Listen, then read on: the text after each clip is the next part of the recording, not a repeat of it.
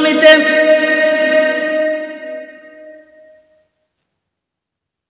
ফেরেশতা জিবরাইল আলাইহিস সালাতু ওয়াস সালাম নবীজির কাছে চলে আসলেন। নবীজিকে এসে বলতেছেন, ইয়া রাসূলুল্লাহ, ইয়া হাবিবাল্লাহ, চ্যানেলটি সাবস্ক্রাইব করে আমাদের সঙ্গেই থাকুন। চতুর্দিকে কাফেরেরা আপনাকে ঘেরাও করে ফেলেছে। সকাল হলেই আপনাকে তারা দুনিয়া থেকে চিরবিদায় করে দেবে। প্রাণপ্রিয় ভাইরা আমার, বিশ্ব নবী জনাব মুহাম্মদুর রাসূলুল্লাহ সাল্লাল্লাহু আলাইহি ওয়াসাল্লামকে জিবরাইল আলাইহিস সালাতু ওয়াস সালাম বলতেছেন, ইয়া রাসূলুল্লাহ, আল্লাহ পাক আপনাকে নির্দেশ করেছেন এই মুহূর্তে আপনি হিজরত করে মদিনায় চলে যান। আমার ভাইরা, আল্লাহ পাকের নবী বিশ্ব নবী জনাব মুহাম্মদুর রাসূলুল্লাহ সাল্লাল্লাহু আলাইহি ওয়াসাল্লাম হযরত আলী রাদিয়াল্লাহু তাআলা আনহুকে ডাক দিলেন। হযরত আলীকে ডাক দিয়া বললেন, আলী, তুমি আমার বিছানায় আমার চাদর গায়ে দিয়ে চাদর মুড়ি দিয়ে শুয়ে থাকো। আমার ভাইরা, হযরত আলী বলতেছি, ইয়া রাসূলুল্লাহ, আমি আপনার চাদর মুড়ি দিয়ে যখন আপনার বিছানায় শুয়ে থাকবো, সকালবেলা কাফেররা যখন আপনাকে পাবে না, আমি আলীকে মুহাম্মদুর রাসূলুল্লাহ সাল্লাল্লাহু আলাইহি ওয়াসাল্লাম মনে করে আমাকে দুনিয়া থেকে চিরবিদায় করে দেবে। তাতে আমার কোনো আফসোস নাই ইয়া রাসূলুল্লাহ, কিন্তু আমার মনের মধ্যে একটা কথা বারবার আসবে, সেটা হলো আমি আলী দুনিয়া থেকে চিরবিদায় হয়ে গেলাম, কিন্তু আমার নবী দুনিয়ার জমিনে মাহফুজ থেকে গেছে। প্রাণপ্রিয় ভাইরা, নবীজি যখন ঘুম থেকে উঠলেন, ঘুম থেকে উঠে বাহিরে বের হয়ে দেখেন চতুর্দিকে কাফেরেরা ঘেরাও করে ফেলেছে। আমার ভাইরা, আল্লাহ পাকের নবী শাহাতের ওযু করে দম করে এক মুষ্টি বালু নিয়ে নিক্ষেপ করলেন। সমস্ত কাফেরদের চোখে বালুকণা চলে গেল।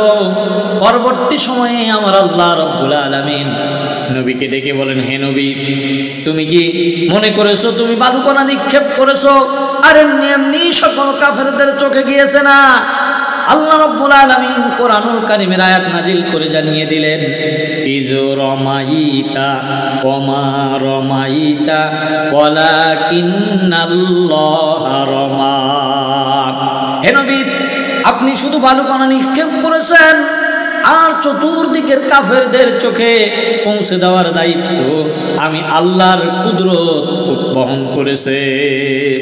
আমার ভাইরা, এজন্য যখন কোনো মুমিন ব্যক্তি বিপদে পড়ে, আমার আল্লাহ রাব্বুল আলামিন মুমিনদেরকে সাহায্য করেন। মুমিনদেরকে সাহায্য করা আমার আল্লাহ রাব্বুল আলামিনের ওয়াজিব হয়ে যায়। হযরতে আবু বকরের বাড়িতে চলে গেলেন। আবু বকরকে গিয়ে ডাক দিলেন, দরজায় নক করলেন। আবু বকর এক ডাকে সাড়া দিয়ে দিলেন, সাদাইকা ইয়া রাসূলুল্লাহ, লাব্বাইক সাদাইক ইয়া রাসূলুল্লাহ। আমার ভাইরা, আল্লাহ পাকের নবী আবু বকর সিদ্দিক রাদিয়াল্লাহু তাআলা আনহুকে জিজ্ঞাসা করলেন, আবু বকর, একটা ডাক দিলেন, অমনি করে দরজা খুলে গেল। সারা রাত কি তুমি ঘুমাও নাই? হযরত আবু বকর সিদ্দিক রাদিয়াল্লাহু তাআলা আনহু বলেন, ইয়া রাসূলুল্লাহ, আপনি যেদিন বলেছেন আমাকে নিয়ে হিজরত করবেন, সেই দিন থেকে আমি আবু বকর বিছানায় গা লাগাইয়া আর ঘুমাই না, দরজায় পিঠ লাগাইয়া লাগাইয়া ঘুমাই। কারণ না জানি কত রাতে কখন কোন সময় আল্লাহ পাকের নবী আমার দরজার সামনে এসে আমাকে ডাকে, আর যদি আমি ঘুমিয়ে যাই আমার নবী দরজার সামনে আমাকে দাঁড়িয়ে দাঁড়িয়ে ডাকবে, আমার নবীর কষ্ট হয়ে যাবে। এই চিন্তা করে আমি আবু বকর সেই দিন থেকে দরজায় পিঠ লাগায়া লাগায়া ঘুমাই।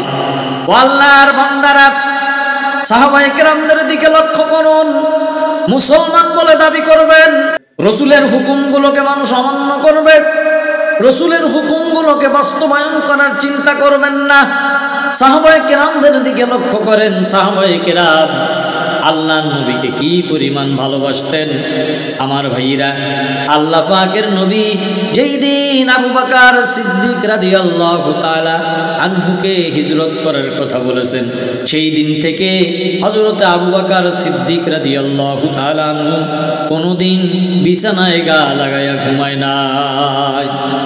আমার ভাইরা, আল্লাহ পাকের নবী হযরত আবু বকর সিদ্দিক রাদিয়াল্লাহু তাআলা আনহুকে নিয়ে যখন মদিনার দিকে রওনা হলেন, বারবার পিছনের দিকে তাকায়, কাবা শরীফের দিকে তাকায়, আর বারবার বলে, ও প্রিয় কাবা, তোমার পাশে থাকার বড় ইচ্ছা ছিল, তোমার কাছে থেকে তোমার খেদমত করার বড় ইচ্ছা ছিল, কিন্তু তোমার নিষ্ঠুর সন্তানেরা আমাকে থাকতে দিল না। প্রিয় ভাইরা আমার, নবীজি যখন মদিনার দিকে যাইতে যাইতে যখন সকাল হয়ে গেল, একটা গুহার সামনে গেলেন। আমার ভাইরা, ওই গুহার ভিতরে তারা বিশ্রাম ফরমাবেন, কারণ দিনের বেলা কাফেরেরা দেখে ফেলবে। আমার ভাইরা, হযরত আবু বকর বলে, ইয়া রাসূলুল্লাহ, অনেক পুরানা গুহা, আমি গুহার ভিতরে আগে প্রবেশ করে দেখি সাপ বিচ্ছু পোকামাকড় থাকতে পারে, আমি আগে প্রবেশ করি, যদি কোনো পোকামাকড় থাকে আমি আবু বকরকে দংশন করুক, কিন্তু আমার নবী মাহফুজ থেকে যাক।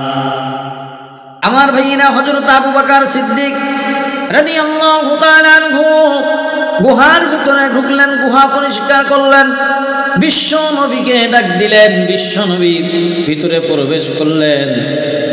নবীজি অনেক ক্লান্ত হয়েছে, অক্লান্ত পরিশ্রান্ত শরীর নিয়ে আবু বকরকে বলতেছে, আবু বকর, অনেক ক্লান্ত হয়ে গেছি, তুমি একটু বসো, তোমার উরুর উপরে মাথা দিয়ে আমি একটু বিশ্রাম ফরমাই। আল্লাহ পাকের নবী জনাবে মুহাম্মদুর রাসূলুল্লাহ সাল্লাল্লাহু আলাইহি ওয়াসাল্লাম হযরত আবু বকর সিদ্দিক রাদিয়াল্লাহু তাআলা আনহুর উরুর উপরে মাথা দিয়ে ঘুমাচ্ছেন, বিশ্রাম ফরমাচ্ছেন। হযরত আবু বকর সিদ্দিক রাদিয়াল্লাহু তাআলা আনহু দেখেন অনেকগুলো গর্ত। হযরত আবু বকর সিদ্দিক রাদিয়াল্লাহু তাআলা আনহু চাদর ছিঁড়ে ছিঁড়ে সমস্ত গর্তগুলো বন্ধ করে দিলেন। একটা গর্ত বন্ধ করার জন্য চাদর আটলো না। হযরতে আবু বকর সিদ্দিক রাদিয়াল্লাহু তাআলা আনহু ওই গর্তটা পা দিয়ে চেপে ধরেছেন। একটা বিষধর সাপ বাহির হওয়ার জন্য চেষ্টা করলেন। সাপটি যখন বাহির হতে পারলেন না, হযরতে আবু বকর সিদ্দিক রাদিয়াল্লাহু তাআলা আনহুর পায়ে দংশন করেছে। আমার ভাইয়েরা, হযরত আবু বকর সিদ্দিক রাদিয়াল্লাহু তাআলা আনহুর পায়ে যখন সাপ দংশন করেছেন, প্রচন্ড ব্যথা শুরু হয়ে গেছে। ব্যথার যন্ত্রণায় হযরত আবু বকর সিদ্দিক রাদিয়াল্লাহু তাআলা আনহুর চোখ থেকে দরদর করে পানি পড়তেছে। এক ফোঁটা পানি বিশ্বনবী জনাব মুহাম্মদুর রাসূলুল্লাহ সাল্লাল্লাহু আলাইহি ওয়াসাল্লামের কপালে পড়েছে। আমার বন্ধুগণ, বিশ্বনবীর ঘুম ভেঙে গেছে। নবীজি আবু বকরকে বলেন, আবু বকর কান্দো কেন? বাড়ির কথা মনে পড়ে গেছে নাকি? ছেলে সন্তান স্ত্রী পুত্রের কথা মনে পড়ে গেছে নাকি? আবু বকর বলেন, ইয়া রাসূলুল্লাহ, যেই দিন থেকে আপনার উপরে ঈমান এনেছি সেই দিন থেকে স্ত্রী পুত্র পরিবার পরিজন এমনকি দুনিয়ার সব কিছুর চাইতে আমি আবু বকর আপনাকে বেশি ভালোবাসি। নবীজি বলতেছেন, আবু বকর তাহলে কান্দো কেন? আবু বকর সিদ্দিক বলতেছি, ইয়া রাসূলুল্লাহ, বাড়ির কথা মনে পড়ে যায়নি, আমার পায়ে বিষধর সাপ দংশন করেছে, আমি ব্যথার যন্ত্রণায় কান্দি। বিশ্বনবী আবু বকরকে বলেন, আবু বকর, তোমাকে সাপে দংশন করেছে, আমাকে আগে ডাকুনি কেন? বিশ্ব নবী জনাব মুহাম্মদুর রাসূলুল্লাহ সাল্লাল্লাহু আলাইহি ওয়াসাল্লাম একটু থুতু বের করে আবু বকরের সাপে কাটা দংশনের জায়গায় লাগিয়ে দিলেন। সঙ্গে সঙ্গে ব্যথামুক্ত হয়ে গেল। আমার ভাইয়েরা কাফেরেরা খুঁজতে খুঁজতে ওই গুহার সামনে যখন এসেছেন, গুহার সামনে আমার আল্লাহ রব্বুল আলামিন কবুতরকে ওখানে বাসা বেঁধে দিয়েছেন। কবুতর ডিম পেড়েছে, মাকড়সার জাল বুনেছে। একজন কাফের বলে গুহার ভিতরে আছে, আরেকজন কাফের বলে গুহার ভিতরে নাই। যদি এই গুহার ভিতরেই থাকবে তাহলে মাকড়সায় জাল বানলো কি করে, কবুতরে ডিম পারলো কি করে? এই গুহার ভিতরে নাই। হযরত আবু বকর সিদ্দিক রাদিয়াল্লাহু তাআলা আনহু নবীজিকে বলতেছে, ইয়া রাসূলুল্লাহ, আমরা মনে হয় ধরা পড়ে গেলাম, এখন আমাদেরকে তারা মেরে ফেলবে। আল্লাহ পাকের নবী জনাব মুহাম্মদুর রাসূলুল্লাহ সাল্লাল্লাহু আলাইহি ওয়াসাল্লাম আবু বকরকে বলেন, আবু বকর, ভয় পাওয়ার কোনো কারণ নাই, কারণ আমরা ময়না রুটি নই, আমরাই মেজরিটি, কারণ আমাদের সঙ্গে আল্লাহ আছেন। আল্লাহ পাক আয়াতে কারিমা নাজিল করে দিলেন। আল্লাহ পাকের নবী আবু বকরকে শুনিয়ে দিলেন, ইয ইয়াকুলু লিসাহিবিহি লা তাহজান ইন্নাল্লাহা মা'ানা। আল্লাহ পাকের নবী আবু বকরকে বলতেছেন, আবু বকর, আমাদের কোনো ভয় নাই, আমরা শুধু এখানে দুইজন না, আমাদের সঙ্গে আল্লাহ আছে। প্রাণপ্রিয় ভাইরা আমার, আল্লাহ পাকের নবী জনাব মুহাম্মদুর রাসূলুল্লাহ সাল্লাল্লাহু আলাইহি ওয়াসাল্লামকে